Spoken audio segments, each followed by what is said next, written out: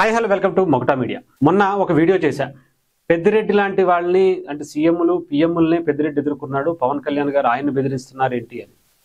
Especially ఆ video ఫుల్గా చూడకుండానే చాలా మంది కమెంట్స్ చేస్తున్నారు. దయచేసి వీడియోని లాస్ట్ వరకు చూడండి, నచ్చితే షేర్ చేయండి, సబ్స్క్రైబ్ చేయండి.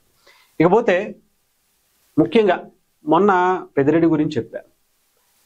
ఇది పెద్దిరెడ్డి అంటే తన ఒక మెంటాలిటీ గురించి, తను చేసినటువంటి విషయాల గురించి చాలా క్లియర్గా ఒక వీడియో చెప్పాను. అంటే నేను ఎందుకు అది చెప్తున్నాను అంటే, పవన్ కళ్యాణ్ గారు అనే ఒక వ్యక్తి ఎలాంటి వాళ్లతో తలపడుతున్నాడు, ఎలాంటి శక్తులతో, ఎలాంటి వ్యక్తులతో, ఎలాంటి మాఫియాతో ఆయన పెట్టుకుంటున్నాడు అనేది ప్రత్యేకించి చెప్పాల్సిన అవసరంలా. అంటే పెద్దిరెడ్డిని టచ్ చేస్తే ఎంత జరుగుతుందా అంటే, పెద్దిరెడ్డి అలాంటి వ్యక్తి. మరి పెద్దిరెడ్డి ఇక్కడిక్కడ చిన్న చిన్న చితగా చేసేటువంటి పనిలో కనిపిస్తున్నారు, కానీ చాలా నెట్వర్క్ ఉంది. అది ఇప్పుడు కాదు, ఇది చాలా సంవత్సరాలు పవన్ కళ్యాణ్ గారు రీసెర్చ్ చేశారు ఆయన మీద. ఆయన ఏమి ఊరికనే వెళ్ళిపోలా. నిన్న ఒకరోజే ఎర్రచందనం చూశారు, ఆ తర్వాత పెద్దిరెడ్డి భూములు చూశారు, దాని గురించి మాట్లాడేశారు. ఆ రోజు వీడియోతో ఆయనకి ఏం తెలుసు అని అనుకుంటున్నారేమో. పవన్ కళ్యాణ్ గారు అనే వ్యక్తి దాదాపు ఒక 2 దశాబ్దాలకు పైగా ఆయన మీద పూర్తి అవగాహన ఉంది. ఆయన దగ్గరికి ఎలా వెళ్ళాలి, ఎలా అప్రోచ్ అవ్వాలి, ఆయన మీద యుద్ధం ఎలా చేయాలి అనేది పవన్ కళ్యాణ్ గారు చాలా ఒక పద్ధతిగా చేసుకుంటూ వచ్చారు. అది కూడా దీనికి రాజకీయ పార్టీలు, ఆయన సహచార పార్టీలు, కూటమిలో ఉన్నటువంటి పార్టీలు సపోర్ట్ ఇస్తాయా ఇవ్వవా, ఇవన్నీ ఒక బేరేజ్ వేసుకుంటూ ఈరోజు ఆయన మీదకి వెళ్ళేటువంటి ప్రయత్నం చేశారంటే దాని వెనకాల చాలా వ్యూహాత్మకమైనటువంటి విధానాలే ఉన్నాయి. ఏం జరుగుతుంది అని అంటే నేను ఒక్కటి చెప్తా. పవన్ కళ్యాణ్ గారి మీద, పెద్దిరెడ్డి మీద నిరూపించాలని మిథున్ రెడ్డి ప్రెస్ మీట్ పెట్టారు, ఇవి పెట్టారు అని మాత్రమే కనిపిస్తుంది. నేను ఒక ఎగ్జాంపుల్ చెప్తా ఎలాంటివి జరుగుతాయి అంటే, జస్ట్ ఉదాహరణకు చెప్తా. రీసెంట్గా పవన్ కళ్యాణ్ గారి ఉప ముఖ్యమంత్రి కార్యాలయం ఫేషీలో సురేష్ అనే వ్యక్తి అవినీతికి పాల్పడ్డారని, కొన్ని ల్యాండ్స్కి సంబంధించినటువంటి సెటిల్మెంట్స్లో ఆయన కీలక పాత్ర వహించాడని, పవన్ కళ్యాణ్ గారే దాన్ని చేశాడని, దానికి సంబంధించి ఒక ప్రెస్ మీట్ పెట్టించి పవన్ కళ్యాణ్ గారి మీద నింద వేయటం జరిగింది. ఇక్కడ ఆ సురేష్ అనే వ్యక్తి నిజంగా గాడ్స్ గ్రేస్, నిజంగా జనసేన పార్టీలో ముఖ్యంగా ఆఫీస్లో ఆ పేరు గలవాళ్ళు ఎవరు లేరు కాబట్టి సరిపోయింది. ఉండుంటే అదే నిజమైపోయేదిగా. వాడు ఎవరు అనుకున్నా ఎవరైనా కావచ్చు, ఆ పేరున్నటువంటి వ్యక్తిని అదిగో పలానా వాళ్ళు అప్రోచ్ చేయారు, అసలు కలిశారా లేదా, ఇవన్నీ ఏమవసరం. నిందలు జల్లి కుట్రలు పన్నేటువంటి పద్ధతులు ఉంటాయి. అది జస్ట్ నేను ఎగ్జాంపుల్కి మాత్రమే చెప్తున్నా. అంటే ఒక ఆఫీస్ మీద పవన్ కళ్యాణ్ గారి ఒక నిజాయితీ మీద ఇలాంటి నింద ఇయ్యచ్చు, కుటుంబానికి సంబంధించినటువంటి ఇబ్బందులు పెట్టచ్చు, లేదా పార్టీకి సంబంధించినటువంటి ఎమ్మెల్యేలని టార్గెట్ చేయొచ్చు, ఆయనతో దగ్గరగా సంబంధాలు ఉండేటువంటి వ్యక్తుల్ని ఇంకొక విధంగా టార్గెట్ చేసి వాళ్ళ విషయాలు బయటికి లాగాలనేటువంటి ప్రయత్నం చేయొచ్చు. చాలా రకాలుగా చేస్తారు. ఇవన్నీ మీకు నాకే కాదు, పవన్ కళ్యాణ్ గారికి ఇవన్నీ ఎప్పుడో తెలుసు. ఆయన రాజకీయాల్లోకి రావాలి అనుకున్నప్పుడు ధృవ సినిమా మీకు చూసే ఉంటారు. అటు రామ్ చరణ్ గారు ఐఏఎస్ అవ్వాలి, ఐపీఎస్ అవ్వాలి అనుకున్నప్పుడు మొత్తం అన్ని పెట్టుకుంటారు వెనకాల. ఇదిగో నా ఫస్ట్ గోల్, నా సెకండ్ గోల్, ఇది ఇది ఇది అని చెప్పి. పవన్ కళ్యాణ్ గారు రాజకీయాల్లోకి వద్దాము అనుకున్నప్పుడు ఇవన్నీ పెట్టుకుని మార్క్ చేసుకుని, ఎస్ ఈ వ్యక్తిని మనం, ఈ వ్యక్తి తాలూకా నిజస్వరూపాన్ని ప్రజల ముందు పెట్టాలి. పార్టీలు వాళ్ళ ఆలోచనలు ఏంటి, వాళ్ళు మనకి సపోర్ట్ ఇస్తాయా లేదా, వాళ్ళ గురించి కూడా మనం ఇదే విషయాల్లో బయట పెట్టచ్చు అనేది చాలా క్లియర్గా పవన్ కళ్యాణ్ గారు అంచనా వేసుకుని రాజకీయాల్లోకి వచ్చారు. వచ్చిన తర్వాత ఎలాంటి వ్యక్తులను ఢీకొడుతున్నారో ఆయనకు బాగా తెలుసు. పవన్ కళ్యాణ్ గారు భయపడతారా లేదా అనేది నేను లాస్ట్ వరకు చూడండి, కొంచెం క్లారిటీగా చెప్తా. ఏదైతే ఈ సురేష్ అనేది ఉందో ఇంకా చాలా రావచ్చు, చాలా వస్తాయి. చెప్పాలంటే ఇది జస్ట్ గ్లిమ్స్ మాత్రమే చూపించారు. గ్లిమ్సే. తర్వాత టీజర్ ఉంటుంది, ట్రైలర్ ఉంటుంది, సినిమాలో చాలా చాలా ట్విస్ట్లు ఉండేటువంటి సీన్స్ ఉంటాయి. ఆ తర్వాత సినిమా చూపిస్తారు. ఎవరో పవన్ కళ్యాణ్ గారు కాదు, పెద్దిరెడ్డి అండ్ మాఫియా గ్యాంగ్. అర్థమైందా? అలాంటి సినిమా పవన్ కళ్యాణ్ గారికి డెఫినెట్గా చూపిస్తారు. కానీ ఇక్కడ పవన్ కళ్యాణ్ అనే వ్యక్తి ఇవన్నీ ఎప్పుడో చూసాడు. ఆయన ఇక్కడ జుజుబీ ఆటలన్నీ ఆయన దగ్గర పనిచేయవు అనమాట.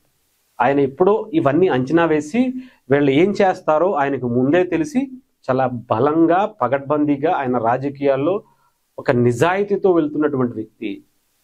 ఎవరినైనా టచ్ చేయొచ్చు. అంటే డబ్బు కోసం పనిచేసేవాళ్ళను, అధికారం కోసం పనిచేసేవాళ్ళను, లేదంటే ఒక అధికారం అంటే ఒక ఎంజాయ్మెంట్ కోసం పనిచేసే వాళ్ళను, కిక్ కోసం పనిచేసే వాళ్ళను చూస్తాం.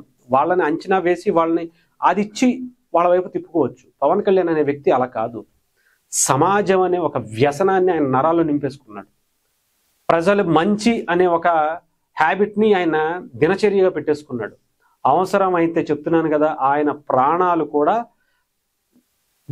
అయిపోతుంది, నేను ప్రాణాలు ఇవ్వాల్సినటువంటి టైం వస్తుంది, ఇవ్వాలి అని ఆయన బోర్డర్లో ఒక సైనికుడు ఎలా అయితే డిసైడ్ అయ్యి బోర్డర్లోకి వెళ్ళి పనిచేస్తారో, పవన్ కళ్యాణ్ అనే వ్యక్తి రాజకీయాల్లో కూడా అలా డిసైడ్ అయ్యే వచ్చారు.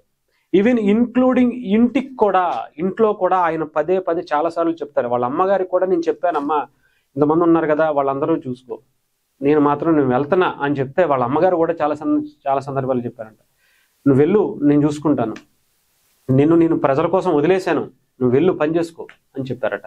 ఈవెన్ వాళ్ళ పిల్లలకు కావచ్చు, వాళ్ళ భార్యకి, అందరికీ కూడా చాలా క్లియర్గా ఎప్పుడు ఎక్స్ప్లెయిన్ చేస్తూనే ఉంటారు పవన్ కళ్యాణ్ గారు. మనకి ఎప్పుడు ఏ రకంగా విపత్తు వస్తుందో తెలియదు, బట్ డెఫినెట్గా వస్తుంది. అవన్నీ నేను దాటుకుంటూ వెళ్తా, ఒక్కొక్క ఏమంటారు కలుపు ముక్కల్ని తీసుకుంటూ చూపించుకుంటూ ప్రజలకి పరిచయం చేస్తూ వాళ్ళు చేసేటువంటి అక్రమాలు, అవినీతి అన్నీ కూడా ప్రజల ముందు పెట్టేసి వెళ్తా. నేను పోయేటప్పుడు ఒక 100 మందిని తీసుకెళ్ళిపోతా, అందులో ఎటువంటి సందేహం లేదని పవన్ కళ్యాణ్ గారు చెప్తారు చూసారా, అది ఆయన తెగించినటువంటి అది మొన్న ఎవరో కొంతమంది చెప్తారు, నారు చుట్టూనే నాట బాంబు అని. అంతకన్నా చెప్పాలంటే ఆయన ఒక ల్యాండ్ మైన్ లాంటి వ్యక్తి అని చెప్పాలి. ఆ ల్యాండ్ మైన్ మీద మీరు చూసి చూడకుండా కాలు కానీ టచ్ చేసినా కానీ ఏమవుద్దో తునకలు అయిపోతారు. మనం ప్రత్యేకించి చెప్పాల్సిన అవసరం. అలాంటి వ్యక్తి పవన్ కళ్యాణ్ గారు. చాలా జాగ్రత్తగా ఉండాలి. ఆయనకి నీ ఇంట్లో వాళ్ళని బెదిరిస్తా, నీ ఇంట్లో వాళ్ళని ఇది చేస్తా, నీ ఇంట్లో వాళ్ళని తిడతా అంటే ఆయన లొంగిపోతాడా అనుకుంటే చూశారుగా, 2019 నుంచి 24 వరకు మీరు ఎన్ని చేసినా సరే, ఎన్ని రకాలుగా ఆ కుటుంబం మీద, ఆయన పిల్లల మీద ఏం చేసినా సరే ఆయన డోంట్ కేర్. ఆయన చేయాల్సింది చేస్తాడు. మీకు చూపించాల్సినటువంటి యుద్ధాన్ని ఆయన చాలా బలంగా చూపిస్తాడు. అదే మనం చేశారు. జస్ట్ శాంపుల్ మాత్రమే చూపించాడు. పవన్ కళ్యాణ్ గారు కూడా మీకేం చూపించలా. మీకు చెప్పాలంటే గ్లిమ్స్ కూడా కాదు. మొన్న రాజమౌళి గారి సినిమాలో ఒక 3 నిమిషాలు చూపించి దాంట్లో చాలా వరకు అద్భుతమైనటువంటి విషయాలు ఎక్కడెక్కడికో లోతు వెళ్ళి చూపించారు చూసారా 3 నిమిషాల్లో. అంతకన్నా చాలా తక్కువే చూపించారు పవన్ కళ్యాణ్ గారు. ఇంకా చాలా ఉంది ఆయనలో. ఆయన దగ్గర మిగతా మీ పార్టీలకి ప్రశాంత్ కిషోరో ఇంకొకటో లేదంటే ఇంకొకళ్ళో తీసుకొచ్చి మీ రాజకీయ సలహాదారులుగా కావాలేమో, పవన్ కళ్యాణ్ గారికి అవసరంలా. ఆయన పడినటువంటి స్ట్రగుల్సే, ఆయన మీలాంటి వాళ్ళు చేసినటువంటి ఎన్నో ప్రచారాలు ఇవన్నీ చూసి చాలా నేర్చుకుని వచ్చారు. ఎలా వెళ్ళాలో, ఎప్పుడు వెళ్ళాలో, ఏ రకంగా కొట్టాలో ఆ రకంగా కొడతారు. అదే మొన్న జరిగింది. పవన్ కళ్యాణ్ గారు చేసింది కూడా అదే.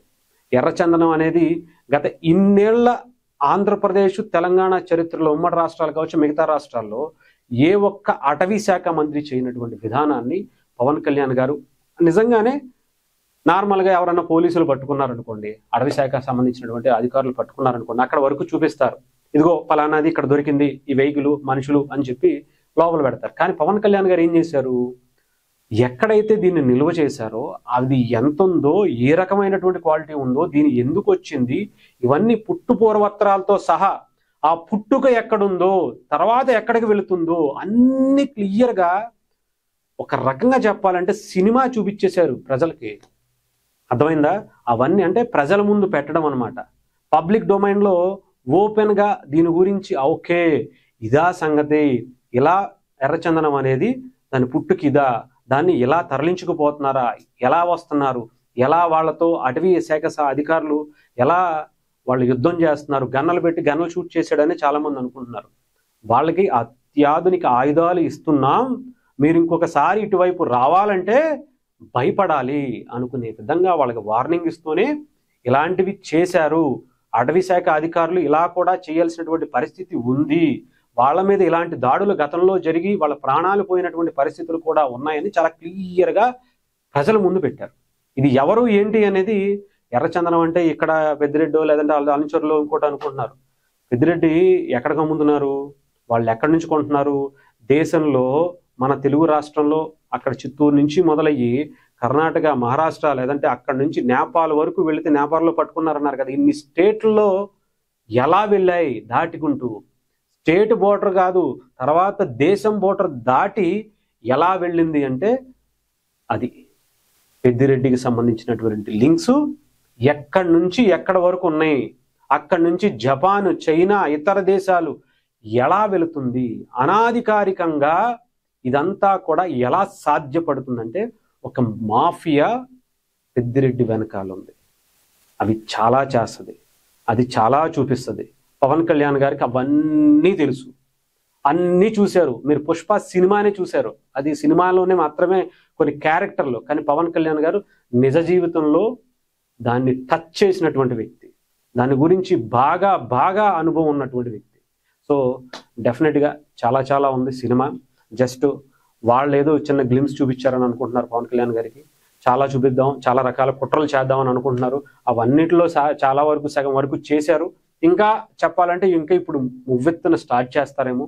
చేసిన పవన్ కళ్యాణ్ గారు చెప్తున్నాగా, కిలోల్లో లేకపోతే గ్రాముల్లో కాదు, టన్నుల్లో భయం అంటే ఏంటో పరిచయం చేస్తాడు. సినిమాల్లో చెప్పినటువంటి డైలాగ్ ఏమో కానీ అక్కడా పెద్దిరెడ్డి ఇక్కడ పెద్దిరెడ్డి అని ఎలా వచ్చిందంటే ఆయనకి అప్పుడే తెలుసు. జల్సా సినిమాకి ముందే ఈ పెద్దిరెడ్డి కథ దానికి ఆయన ఏం చేయగలుగుతాడు, ఏం చేస్తాడు, జైల్లో కానీ ఇంకొకటి కానీ ఎలా మేనేజ్ చేస్తారు వీళ్ళు, ఇవన్నీ ఆయన చూసే ఆయన చాలామంది తెలుసు. డైరెక్షన్స్లో ముఖ్యంగా త్రివిక్రమ్ గారికి ఆయనకి చాలా కోఆర్డినేషన్ ఉంటుందని. కోఆర్డినేషన్ అంటే డైరెక్షన్లో ఆయన చాలా బలంగా పనిచేస్తారని. పెద్దిరెడ్డి పేరు పెట్టాలంటే దాన్ని వెనక పెద్దిరెడ్డి ఎవరు ఆయన, ఇవన్నీ ఆయన మీ చిన్నప్పుడే మీరు లాగులు ఇవి చెడ్డీలు వేసుకోకముందే ఆయన అన్ని ఒక అంచనాకు వచ్చి నిలబడి ఈరోజు డిప్యూటీ సీఎం అయ్యారు. ఆ తర్వాత ఇంకా పెద్ద ఉంది, చాలా చాలా సినిమా ఉంది పవన్ కళ్యాణ్ గారు చూపించేది.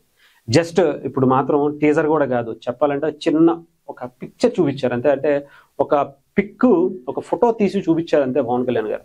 చాలా వస్తాయి పవన్ కళ్యాణ్ గారి నుంచి. దాన్ని తట్టుకుని నిలబడితే మీ మాఫియాలు వస్తాయో, వాళ్ళ వెనక ఉన్నటువంటి జేజమ్మ మాఫియాలు వస్తాయో, అంతకు మించి ఇంటర్నేషనల్ డాన్లే బయటకు వస్తారో అన్నీ చూపిస్తారు. మొన్న ఎవరో మాట్లాడుతున్నారు కమెంట్స్లో, సీజ్ ద షిప్ అన్నారు కదా, ఏం చేశారంటే సీజ్ ద షిప్ అన్నది అసలు ఇది ఎలా జరుగుతుంది అనేది ప్రజల ముందు పెట్టారు. పిచ్చి వాళ్ళకి అర్థం కావట్లేదు. పవన్ కళ్యాణ్ గారు ఏం చేసేసారు, ఆపగలిగారా, అది ఏమైంది, దాని కథ ఏంటి అంటే అక్కడ ఆయన ఉద్దేశం చూపించటం. ఇది ప్రభుత్వాలు ఎలాంటి ప్రభుత్వాలు ఉన్నా దీన్ని శాసించే శక్తులు, మాఫియాలు వేరే ఉన్నాయి అని పవన్ కళ్యాణ్ గారు బయట పెట్టారు. అర్థమైందా? దీన్ని అవేర్నెస్ చేయటం అంటారు, ప్రజల్ని తిరుగుబాటు చేయటం అంటారు. దాన్ని ప్రజలు మీ సంపదని మీరు కాపాడుకోండి అని చెప్పి చెప్పటం అంటారు. ఈ పేటీఎం బ్యాచ్కి అర్థం కాదు కానీ స్వామి నిజంగా. అంటే వీళ్ళకి అందుకనే మైండ్ మోకాళ్ళు ఒక అరికాల్లో ఉంటుంది. వాళ్ళకి ఇంత ఆలోచించేటువంటి తీరు ఉండదు. ఎక్కడో రేషన్ బియ్యం కోసం సముద్రంలోకి వెళ్ళి ఒక డిప్యూటీ సీఎం, ఒక మంత్రి అయినంత మాత్రాన్ని వెళ్ళి పట్టేసుకుంటారా, సీజ్ ద షిప్ అంటే సీజ్ అయిపోద్దా అని అంటే అవ్వాలి, అవుతుంది. అది ఎలాగంటే ఇలా సీజ్ ద షిప్ అంటే షిప్తో పాటు షిప్లోకి మళ్ళీ ఇంకొకసారి రావాలి అంటే అక్కడ ఆపాల్సింది జనం అని ఆయన అర్థం. అంతేగాని మీ పేటీఎం బ్యాచ్కి వాళ్ళు ఇచ్చే స్క్రిప్టు, వాళ్ళు ఏది మాట్లాడినా దీని గురించి మాట్లాడండి, దీని గురించి మాట్లాడితే ఇంకో దాని గురించి మాట్లాడండి, దాని గురించి మాట్లాడితే దీని గురించి పెట్టండి, అంతే తప్ప మనకి అవగాహన ఉండదు, పాడు ఉండదు. ఎందుకు వచ్చింది చెప్పండి? కరెక్ట్గా సిద్ధాంతాల పరంగా రాజకీయాలే చేయలేని వాళ్ళు మాట్లాడితే భార్యని, పిల్లల గురించి, ఆ సినిమాల గురించి, ఆ సినిమాలు ఆపుకోవడం మీద మీ పని ఉంటుంది. కానీ ఆయన మీద సిద్ధాంత పరంగా, రాజకీయ పరంగా యుద్ధం చేయటం ఒక ఇది మాత్రం మనకు కనిపించదు. అది మీకు జీవితంలో రాదు. ఎందుకంటే అవి మీకు తెలియదు అనుకోండి. మీరు చేసేవి ఇదే రాజకీయాలు. ఆ రాజకీయాలు ఆయన ఎప్పుడో చదివేసుకుని వచ్చాడు ఆయన.